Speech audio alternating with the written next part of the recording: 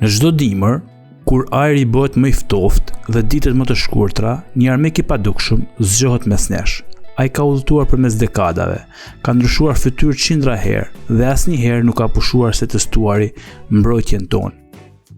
Ky armik quhet gripi. Edhe pse duket i zakonshëm, gripi ka shkaktuar epidemi, ka sfiduar shkencën dhe çdo vit ka prek miliona njerëz në të gjithë botën. Po çfarë dim vërtet për të? Në këtë dokumentar do zbulojmë 10 gjëra më të rëndësishme që çdo njeri duhet të di për gripin. Çfarë është, si funksionon, pse është i rrezikshëm dhe si mund të mbrohemi prej tij. 1.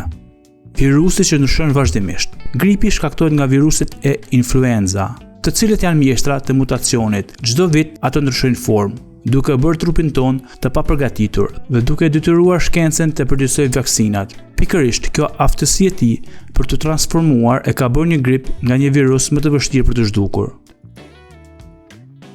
2. Përhapja e shpejtë nga frymarrja, një kollitje, një tështim, një dorë që prek një sipërfaqe, mjafton kaq që virusi të udhëtojë nga një trup tek tjetri. Në ambiente të mbyllura, supermarkete, shkolla, autobus, gripi gjen terren perfekt për të përhapur me shpejtësi të frikshme. 3.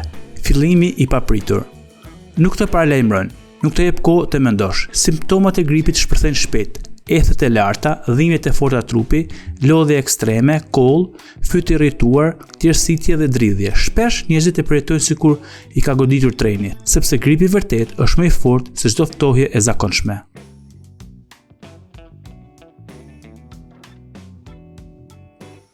4. Diferenca me të ftohtin.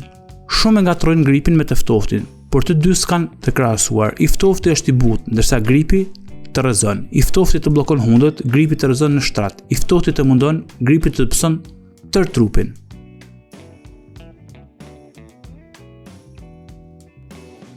5.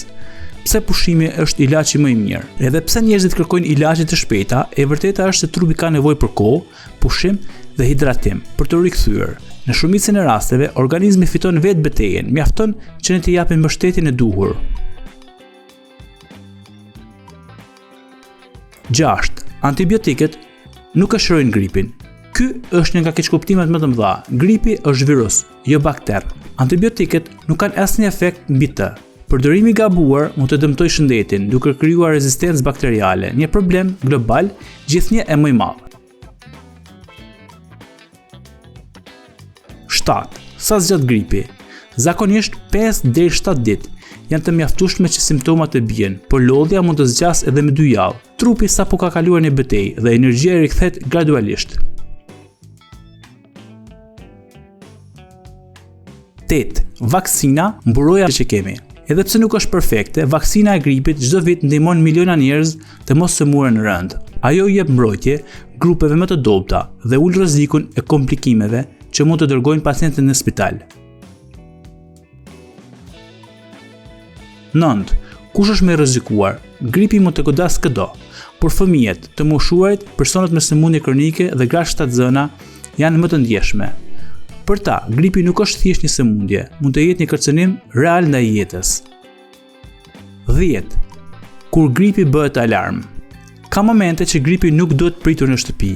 Kur ethet janë shumë të larta, frymarrja vështirësohet, dhimbjet e gjoksit rriten ose kur gjendja përkeqësohet pas disa ditësh. Atëherë është koha të kërkohet ndihmë mjekësore. Gripi është pjesë e jetës sonë, një vizitor i pakëndshëm që kthehet çdo vit, por sa më shumë dim për të, aq më të përgatitur jemi. Ai nuk mund të shmanget gjithmonë, por mund të parandalohet, mund të kontrollohet dhe mbi të gjitha mund të mposhtet me kujdes, higienë dhe informim.